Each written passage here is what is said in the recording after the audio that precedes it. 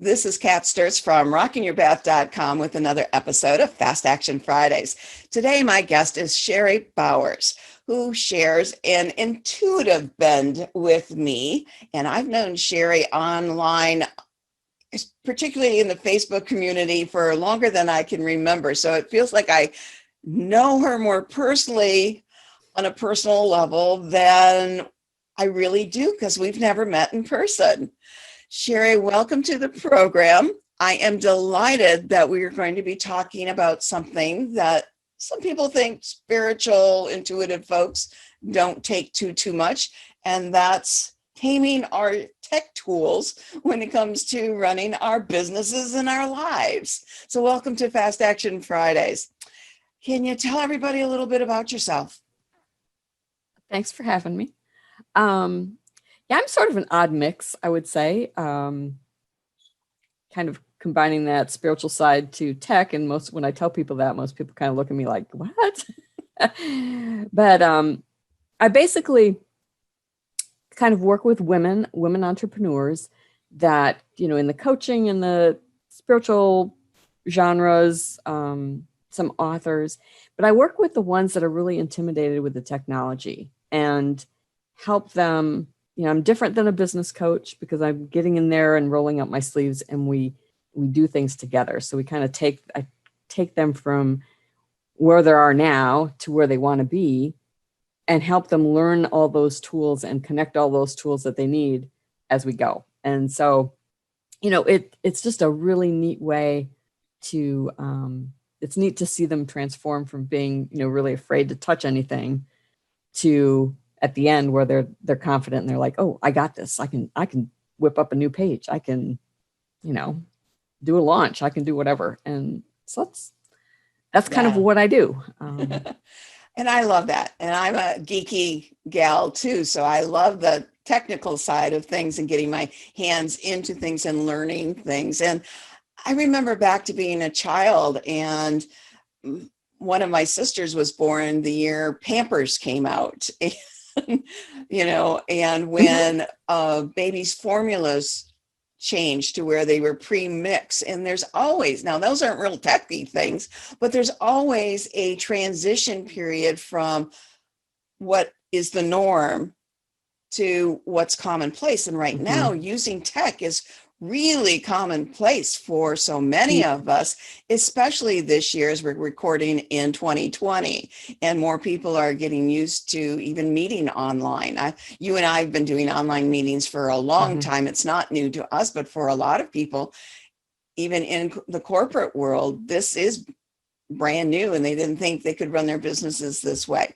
So let's jump right into some of those fast action tips you have for taming time monsters, because I know for a fact they kind of go hand in hand. Yes, they do. Yes, they do. I think that's one of the biggest challenges is finding that balance. Especially if you're a solopreneur. I've stayed a solopreneur. I kind of prefer it that way, but that has its own challenges because, okay, now you've really got to kind of get good at using that tech as much as you can to manage your, help you reduce, automate, manage your time better, keep track of things so you don't drop balls, all over the place, which I go through periods where I do that and it's like, oh. We wear a lot of different hats. We all do. We wear a lot of different hats, and it's not a good thing to forever wear all of those hats. But unless you know the underlying basics of those hats, it's hard to delegate to someone else effectively or hire someone else effectively and understand whether or not that person's doing a good job for you and helping you manage your time better. Exactly. So exactly. And that's kind of like, yeah. So where do we look for this? I mean, what do you need the listeners to know? What would help them most? I think for probably the most the best tip I've got is, really, it kind of starts with finding out where are you spending your time and where are you losing your time. And, I was always, my gut reaction is always, oh, I can do that. I can do more. That's always been just a norm for me because I love doing a lot of things. And it was sort of an aha that I had not too long ago with, which sounds so common sense, but it just didn't hit home, was the fact that you truly only have 24 hours in a day, Sherry. You really only have 24 hours. So what are you going to put into that 24 hours? And so it kind of inspired me to kind of do a little more searching on different time management techniques and things like that. And what I came across was something called a time budget, which is basically, we all know of money budgets. Most of us have one. You do the same thing with your day, with your week. So there's 168 hours in a week. And, some of that's going to go to sleeping and some of it's going to go to eating and some of it's going to go to family and some of it's going to go to work. How do you divvy that up? And so the first piece of that is, okay, figure out, kind of keeping track, at least for a week, of where are you spending your time. So there's some great tools to help you do that. You can do pad and paper and just you jot things down as you do them. If you're online a lot, there's online timers that will kind of keep track of where you're hopping around and time those pieces so that you can go back and look at it. So that was kind of like step one, is to figure out, okay, where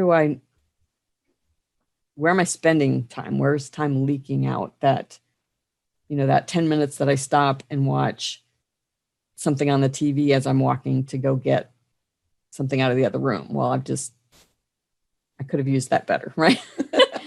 And then it was, really being conscious of, okay, what do I want to accomplish and what's, how do I fit that in? How do I build that in so that your priorities are what you're spending your time on and not just stuff? Exactly. So that was, that was sort of a new thing for me. So I started kind of doing that, and you sort of map out your week and you create this budget. And then I would take those, you take those decisions that you've made of, okay, I want to, this day I want to spend, and you don't have to get like down to minutia, but it's like, all right, I've got 16 hours of client calls. I've got, another 10 hours of work that I've promised. And then I've got life. Where am I going to do that? How am I going to do that? And then that goes to your calendar.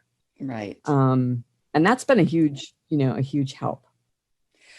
I want the viewers and listeners to know that we've got a fabulous freebie for you. And I say we only because I'm helping Sherry share this. And this is why I asked her on today, because she's got this wonderful spreadsheet that helps you understand and look at and accept where you are spending your time and help you budget it better. Because like you said, we can't buy more time. You didn't say that, but there's a limited amount of time. We can't buy more. Yeah. And I know it's true for me, and it's true for a lot of my clients. We tend to look at time and the amount of time it's going to take to do anything at two spectrums. We either overestimate the time it's going to take, so we avoid getting started altogether, often to our detriment, which is why we have so many projects unfinished, because it's like, oh my God, I don't have 3 hours to work on that. And then there's that other side where we jump into something and we may promise something to a client and thinking it's only going to take us a half hour or an hour, and 3, 6, 7 hours later, we're still only partway through the project. So what are the things that I like about what you're sharing and what's your resource will help people do is really get honest with themselves about how they're spending their time and how much time it's actually taking to do certain things. And the second thing with that I would like you to address next is we don't like to give up control. We don't, one of the things I know No. a lot of my followers, I'm going to guess it's true for you. Part of the reason we become entrepreneurs and solopreneurs in the first place, we don't like somebody else telling us what to do and when to do it. So we want to be in charge. And following some of the tips and using the spreadsheet that you've got available puts us in the driver's seat of our time. Is that right? Yeah. Can you expand on that? Yep. Yeah, that's key. And I love what you said about the underestimating and the overestimating, because that's so true. And, especially when you're dealing with anything tech, I try to tell my clients, it's like, if you think it's going to take an hour, triple it, because that's kind of how it ends up being, but we all fall into that trap. So, and I said that and I totally forgot what you just asked me. It was more about the being in control of our time. Yes. So it, it brings that awareness so that you can really take an honest look at where your time's going, where you want your priorities to be, and then adjust it. And it's a fluid thing. So, you can make that time budget for this week and it can be totally different next week, because you've got different priorities, you've got different family activities, you've got different things going on. So that's the part I really like too, because I do like being in control, or at least feeling like I'm in control. And yet, when we're not working for somebody, we don't have a 9 to 5 that, everything is already mapped out for us. So, this is a great tool to help us do that for ourselves. I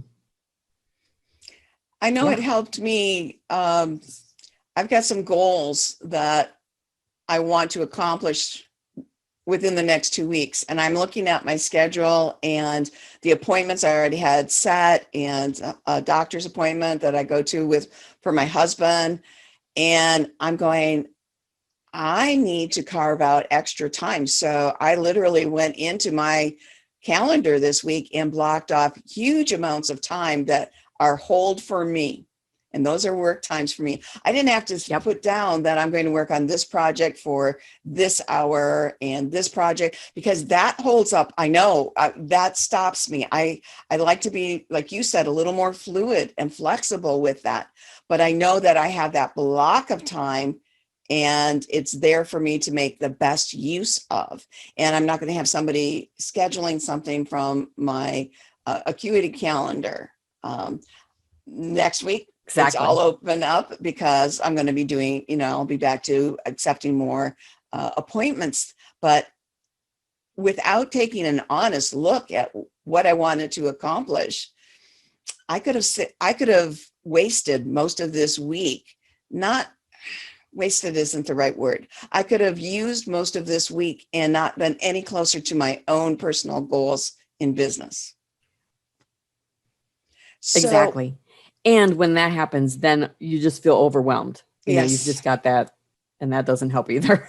No. And then you get frustrated, and that just compounds the feeling of being overwhelmed. So in addition to looking at how we're currently spending our time, how do we get into the groove of better managing our time? And what do we do? What are your tips? What do you tell your clients? Yeah, I've got your scheduling software can be, and your online calendar can become your best friend. They should become your best friend. That will save you so much time in back and forth emails, back and forth. Yeah. Everything. I have 2 calendars. I have a paper one that is more of like my goal calendar. And that way I can just turn and look at it. I can keep it in front of me. And it has just the big chunks that I'll block off. And then I've got, my Google Calendar, which has my whole life on it, right, in more detail. But those 2 things will help you keep on the track that you want to be on. So those are, that's one thing. Scheduling software, if you're doing, if you deal with clients, that is a huge one. You will free up so many hours of the back and forth and the having to hold space open for somebody till you hear back. And it's just crazy. So get a scheduling calendar. That's like number one. And then there, find other tools that make life easy for you. So I just found a new one this year that I absolutely love. It has saved me so many hours I can't even tell you. And for me, one of the holes that I would fall into was with my client notes and then filing those notes and keeping them organized and easy to access later. And so I had all these notebooks and I had, scraps of paper and, just that one I was having a really hard time managing. And last Christmas, my daughter bought me a Rocket book, which is a reusable notebook.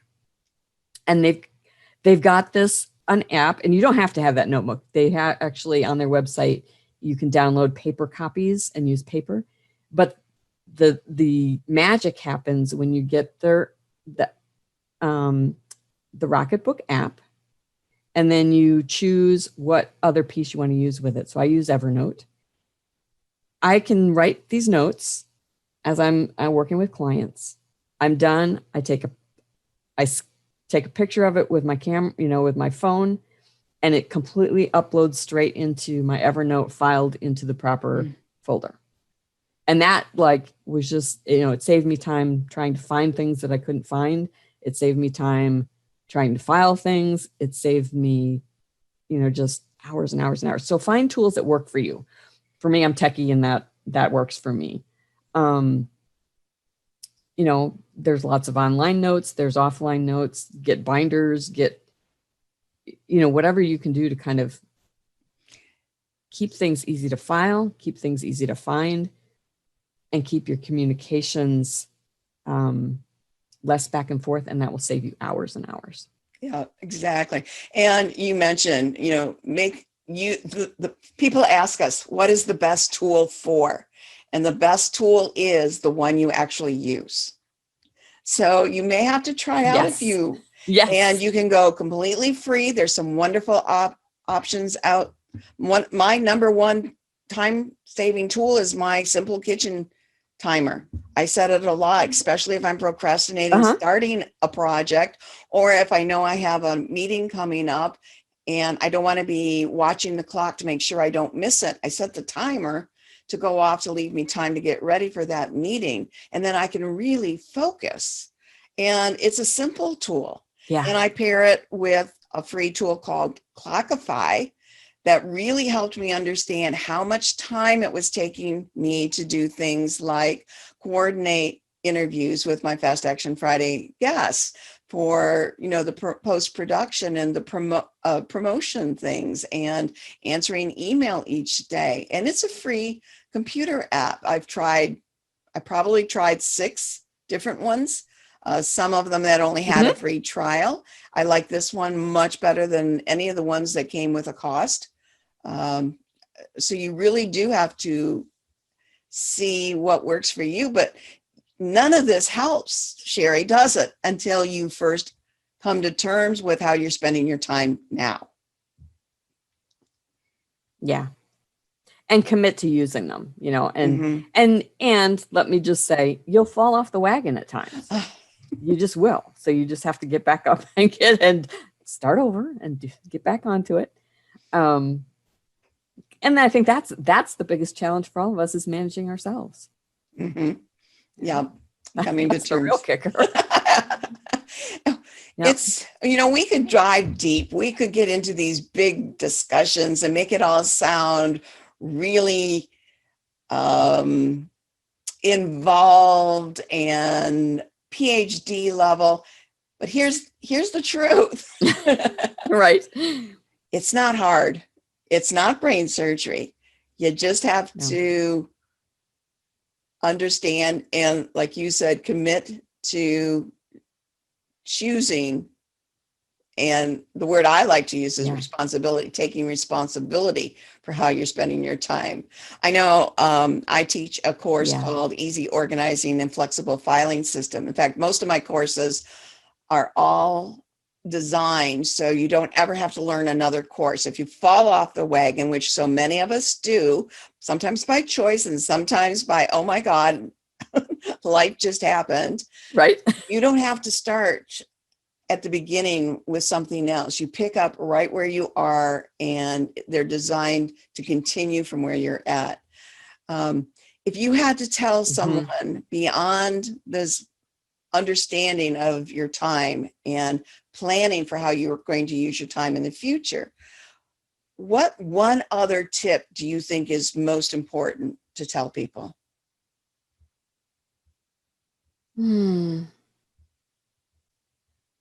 Probably if you're, I think always kind of, until you get better at it or really good at knowing yourself and how you operate and how, and what things derail you and what things, you find it easy to focus on, is pad things. If any of your time estimates, if you're kind of trying to estimate what you want to do and how long it's going to take, pad it. Pad it with an extra hour, pad it with, breaks in between chunks of time so that you've got a little bit of a cushion. Because I know for me, there's nothing more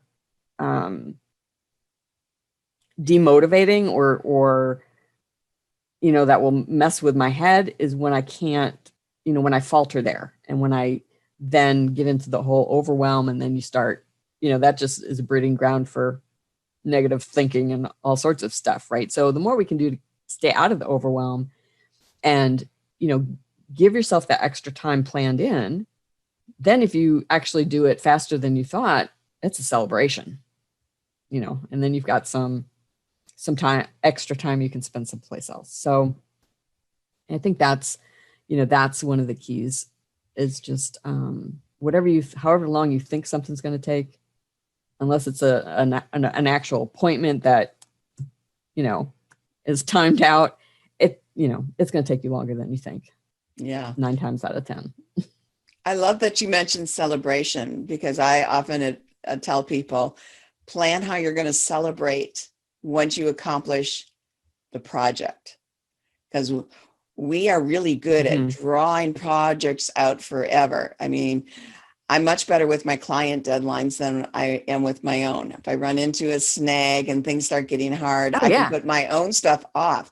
If it's for a client and they have a deadline for something, it's like, this has to get done. I have to figure it out now. But when it comes to my own work, sometimes I say, oh, I'll figure it out tomorrow. I'll sleep on it. I'll do all kinds of things. So, right.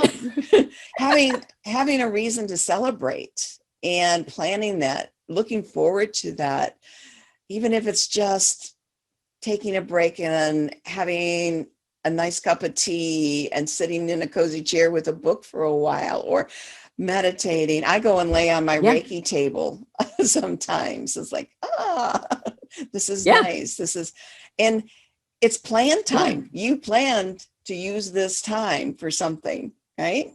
So it's not wasted. You planned it. You're just getting to choose. No. Well, for those watching and listening, make sure to check the show notes or further down in the blog post. We'll have a link to Sherry's spreadsheet. And before we finish up, Sherry, tell people what to expect with this spreadsheet that they can get free from you. And it's called what? The Connected Spirit Time Budget Worksheet. Yep. So it's basically, there's 2 versions. You've got the option of an Excel spreadsheet or Google Sheet if you're more of a Google Doc person. I go into kind of some instructions on what this actually is, how to what you're going to do with it. There's some resource articles there too that really go into depth on more the nitty gritty of how to use these things. But basically you're going to list your activities in one column.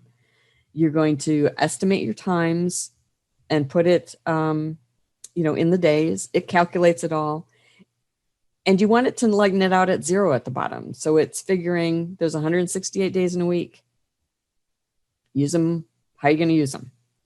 And there's actually two pages. I created two tabs or two worksheets, two separate ones. Your plan and then your actual. So if you're really motivated, then create your plan, but then kind of keep track of what your actual is and plug that in and see where you're dropping off, where things need to be adjusted.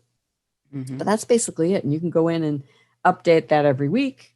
You could do shorter periods if you want, and look at it monthly, but you can put in, your own activities and your own time plan, and it'll kind of show you where you're at. Yeah.